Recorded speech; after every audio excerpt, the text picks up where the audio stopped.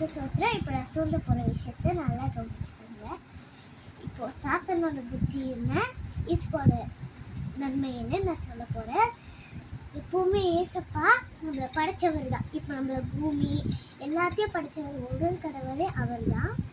இப்போ நம்ம அவரை பற்றி தான் சொல்ல போகிறேன். நீங்கள் நல்லா புரிஞ்சுக்கோங்க.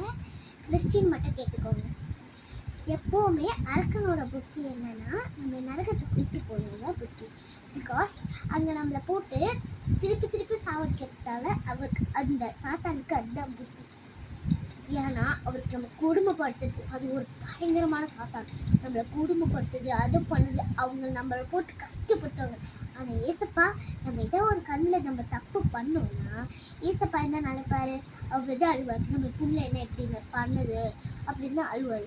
பிகாஸ் ஏசப்பா எப்பவுமே அழுவார். சாத்தான் என்ன பண்ணுவான், இரு என் பிள்ளைய இன்னும் நான் அதிகமாக நரகத்துக்கு கொண்டு வரேன்னு சொல்லும்.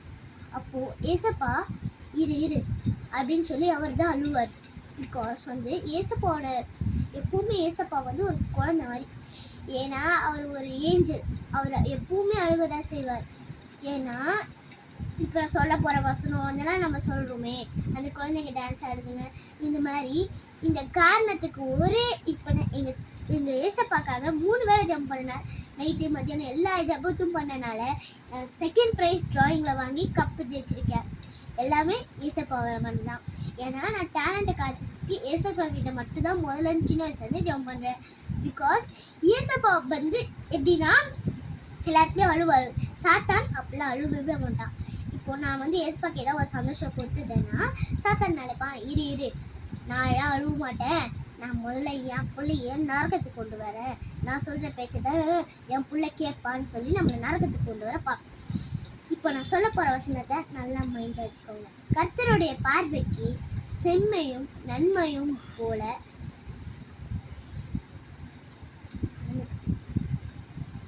சரி.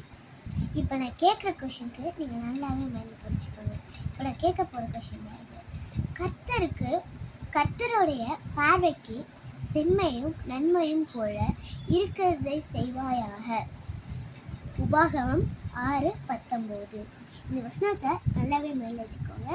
ஏன்னா இதான் ஏசப்பாவோட அறிகுறி. ஏசப்பாவோட அம்மா யாரு? மாதா. ஏசப்பாவோட அப்பா யாரு? ஜோசப். இவங்களால இப்போ மாதாவை எப்பவுமே கும்பிட மாட்டாங்க. ஏன்னா மாதா இல்லாமல் ஏசப்பா பொருளுக்க மாட்டாங்க. ஏசப்பாவை தான் நிறைய பேர் கும்பிடுறாங்க. ஏசப்பா தான் நம்மளுக்கு நல்ல புத்தி கொடுத்துருக்காரு.